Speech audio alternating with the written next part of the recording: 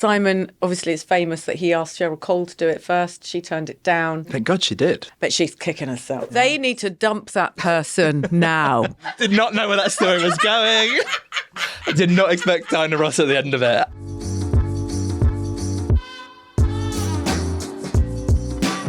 Welcome to teaatfour. Oh my gosh, this is so exciting. This is so exciting for us. Thank you so much for coming on. It's a pleasure. It's an honour. Yeah, it really is. Oh. I'm going to jump right in. I want to know, are you aware that you're a total hun? What do you mean? You don't know what... I've learned all kinds of language today. It's like a British icon, like a national treasure. Anyone that's kind of like authentically funny at themselves, a little camp, but overall fabulous. Oh gosh, I love that. Can I put that on my when I die? I put think that on you my should. gravestone. Just hun. Living, just get it in Instagram Rhinestoned. bio. Oh, yes, rhinestones. Love that. So you're obviously here today to promote your new show, Cheat Unfinished Business. Yes. Would you mind just explaining to our audience a little bit what it's about? Okay, so it's about 8 couples, one of whom, or both in a couple of cases, have cheated on each other. Mm-hmm. They're invested in their relationships, though. They've been together for a number of years. And so it's about whether they can find their way back to each other. And they go through numbers of tests with Paul C. Brunson, who is our love expert, our sort of life coach, therapist, just guru, amazing, well-dressed, gorgeous man. And we provide a sort of space for them to fess up, confront each other and see whether they can work past betrayal. I'm there as somebody this afternoon called me glamorous HR. Oh, I love that. I'm going nice. with that. Yeah, or a favourite aunt. Yeah. That's non-judgmental. Oh my God. And wears silky frocks with a thigh split. Exactly, that is hun. That is Yes. hun.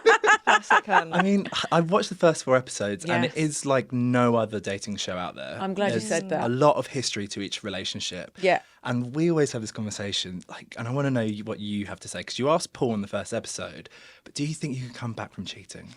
Well, we say yes, Okay. because that's the premise of the whole show. You've got to have hope. Mm-hmm. And I don't want to spoil anything, but a couple of people do make it back to each other.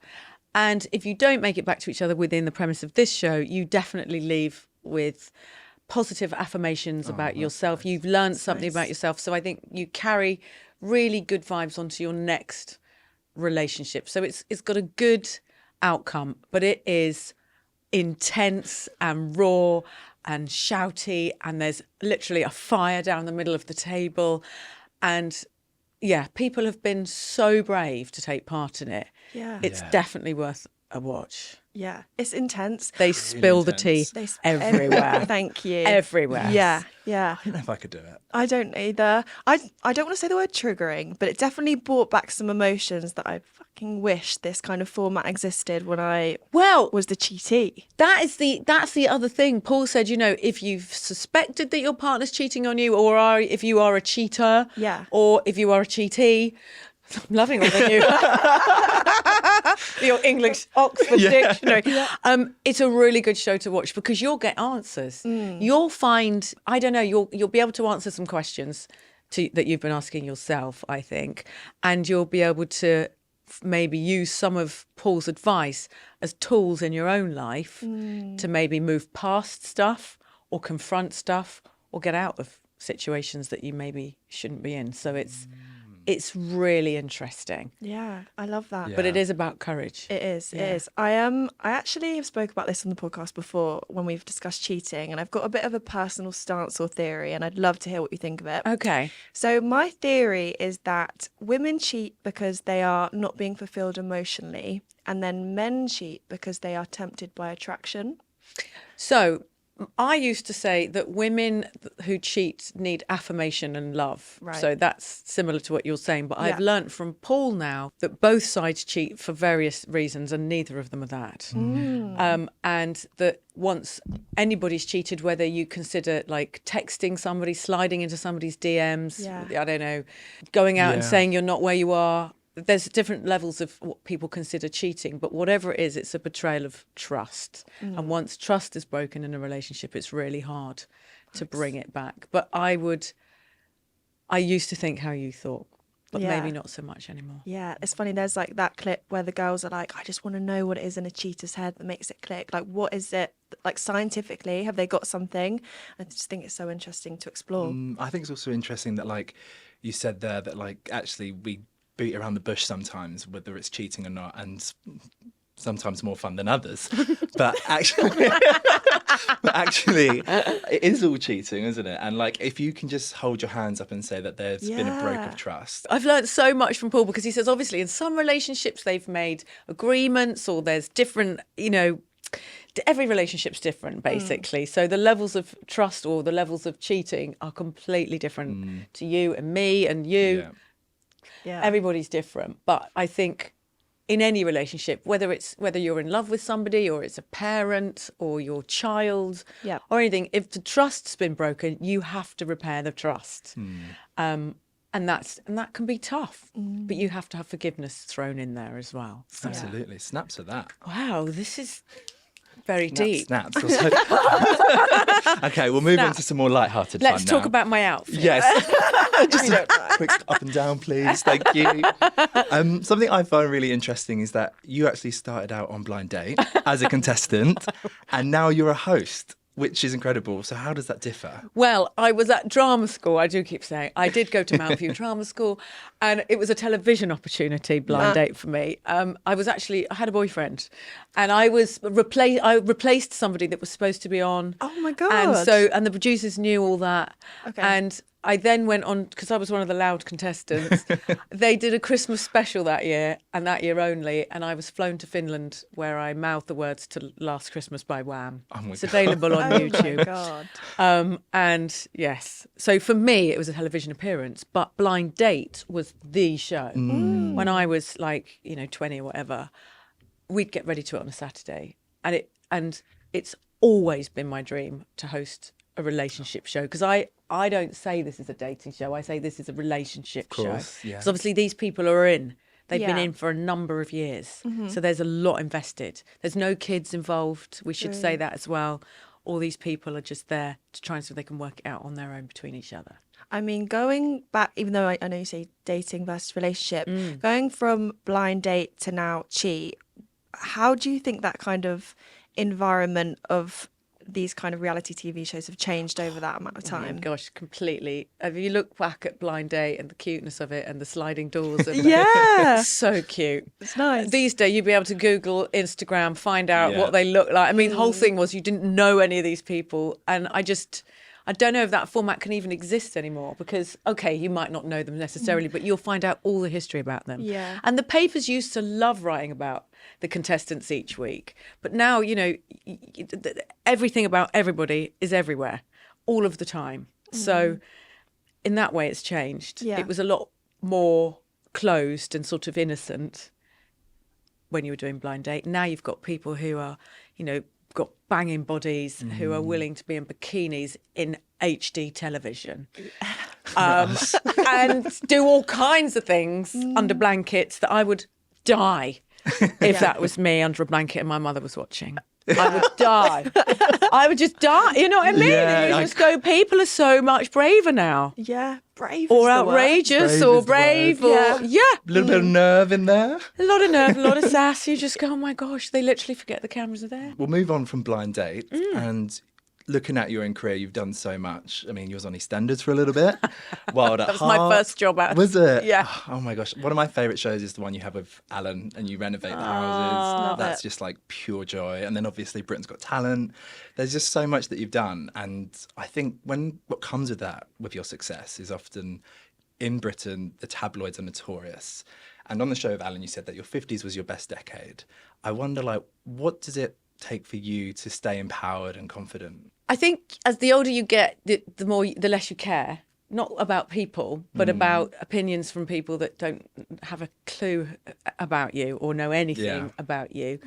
Yeah. And I think, and this is really honest, one of the most empowering things that's happened to me was to getting a breakfast show. Being on Heart Breakfast every single morning in people's houses and having the right to reply and shut down or say anything I wanted at any time has been one of the best experiences of my life. Oh, I love so that. like anyone that's like out to get me, or if I say I'm replacing like Kat Deely the other week, it was like I'm on the small, I just go, it ain't true. Yeah. Yeah. And I'm on the radio and I'm telling the truth. Wow. And so having that platform, as well as social media and all of those things, has been like a game changer for me. A game changer. And I think people have seen a different side to me on the radio as well. Yeah. Definitely. I would love to be able to just tell people to fuck off. Well, I do it in a family-friendly way because there's the school run. Oh my God, so sorry. We've got to bleep that one out. Amazingly, I found a filter when I started working on Half Breakfast. Do you have any, you've mentioned like affirmations. Do you have any like affirmations or advice you kind of live by that would be nice advice for like women coming up in the industry? Coming up in the industry, gosh, just try not to take no for an answer. That I've always been like that. I was Nice. never frightened to knock on people's doors. I was never frightened to do any kind of work experience. I've had a job since I was 13. I've made beds, I've pulled pints, I've done everything I possibly could. I was never worried about not working in the field I'm in because I thought I'm always going to make some money Yeah. because I will work. I'll do anything, and I'll be within reason. So I would say, yeah, don't take no for an answer and always have a plan B. And I think just as you grow up, I just try not to make I hate people that give up. I hate flaky people. I hate people that are easily offended.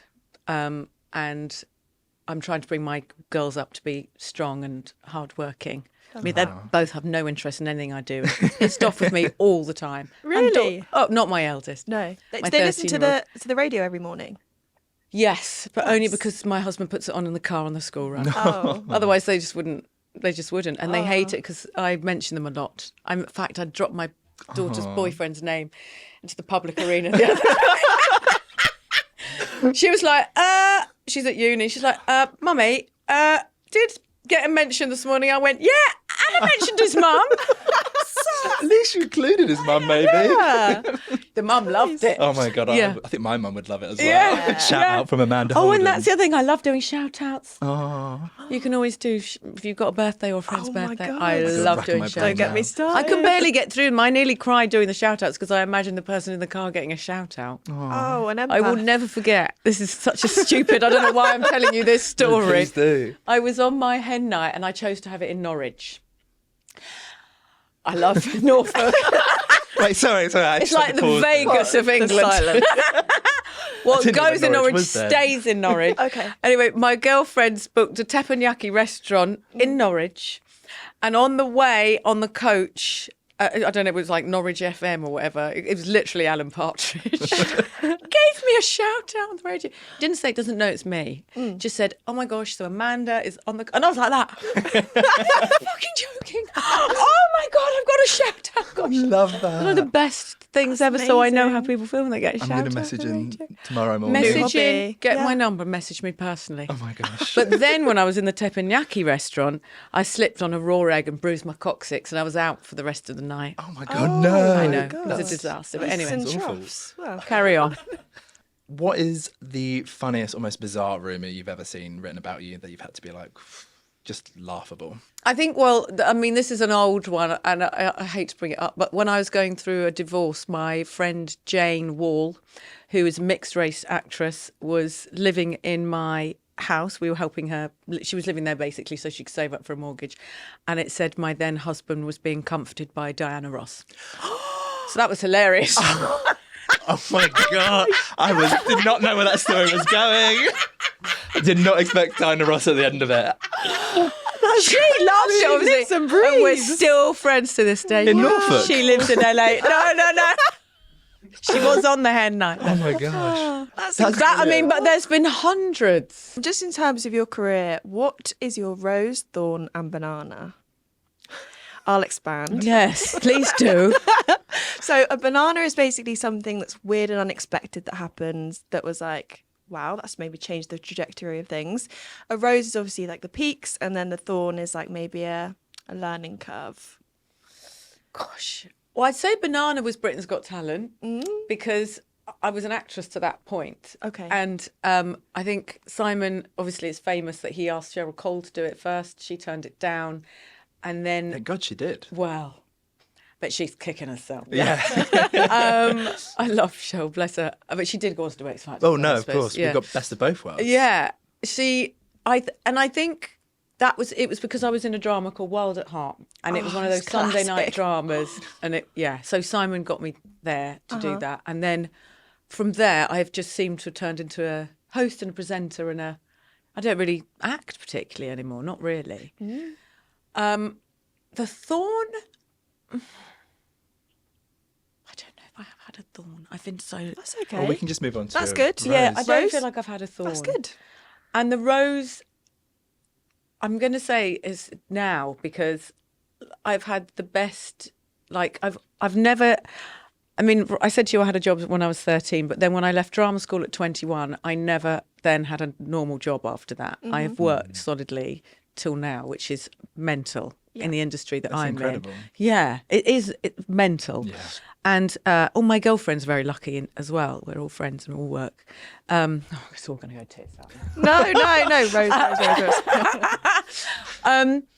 But I would say that last year just never stopped. And I know I'm here to talk about Cheat, Unfinished Business.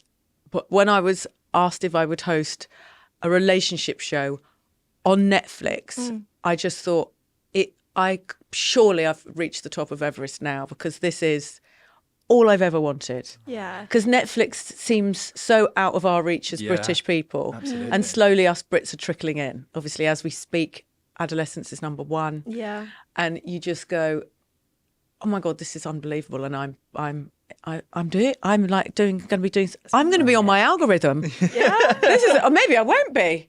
Maybe I'm not interested in anything I do. No, I can see it. I can see it. But you I know, love and you just that. go, gosh, it's an amazing thing. And then hosting the Royal Variety Show with Alan was amazing. And our series has just got commissioned again for a 4th series. And we wrote that ourselves. We came up with that. Love Well, that. Yeah, more snaps for you, I think. More snaps Woo! for Amanda. Gorgeous. We're actually going to move on to the last segment of our podcast. Okay. And play a little game. Okay. Which we like to call Brew Tool. So we're going to read out some... Tea, brew, tea. Yes. Oh, okay. There's a little pun in there somewhere. Nice, nice. We've got some submissions, and we're going to rank them on a scale of 1 to 10 on how brutal we think they are, and then maybe give some advice. Should we go? Yeah. Okay. So my boyfriend cancelled our 1-year anniversary dinner on me because he had a family emergency with his nan. I went out 2 hours later and bumped into his sister. I said, I hope her nan's okay, but she didn't know what I was talking about. Turns out he was out for one-on-one drinks with his female co-worker that he insisted wasn't a problem and gaslit me into thinking I was just being jealous. Oh, well, you see, that's horrific. That is brutal. First of all, Brutal. I was like, no, if it's your nan, you've got to go. Absolutely. But no. Thoughts on work wives? Well, obviously, I'm safe with my work husband. My husband's safe. Anyway, how you want to look at it. I think you can have friendships. Yeah. I think you really Yeah. can. And I think it's really important to have friends on the opposite side, you know, that you don't fancy but that he's clearly a bad one. On a scale of 1 to 10? That was 10. 10? That's Yeah. horrific. piping And that hot. person, is that true? It's from our listeners. our They audience. need to dump that person now. You're better than that. Okay, last one. My boyfriend of 4 years broke up with me because he found out I had used my skill of lucid dreaming to have sex dreams with celebrities. I really don't think this is cheating, but he says it's a conscious choice. It hurt my feelings and his. Am I in the wrong? Crikey, I don't even know what that is. It's like when you can control your dreams. You can You well, can that's control your just stupid, dreams. Yeah, isn't it? right? I mean, that's just a bit of fun. I can't believe she told them. I mean, Why would you? It's a dream. I would always keep my lucid dream That's secret. a dream. Yeah, Yeah. but do you And not that's think a there's- personal thing, and it's a private thing. And I think that you are allowed privacy within your relationship. and dreams. And dreams. You can't tell your husband. I mean, I tell my husband everything. It's so boring for him. But yes, I think you can have privacy. And I Yeah. think that the boyfriend is overreacting. It's a bit of imagination, isn't Yeah, it? it's just Yes. like daydreaming. But I feel like he's might be a little bit insecure. So maybe within the relationship, this is what Paul would say, within the relationship, they should work on the trust. And she should help him to feel a little bit more confident. that is the most perfect way to round up today's episode. Cheers. Thank Thank you so much for coming. Should we out. clink Let's mugs? clink. Clink mugs. Thank you so much for having Thank us. you for having me on a podcast. Loved it.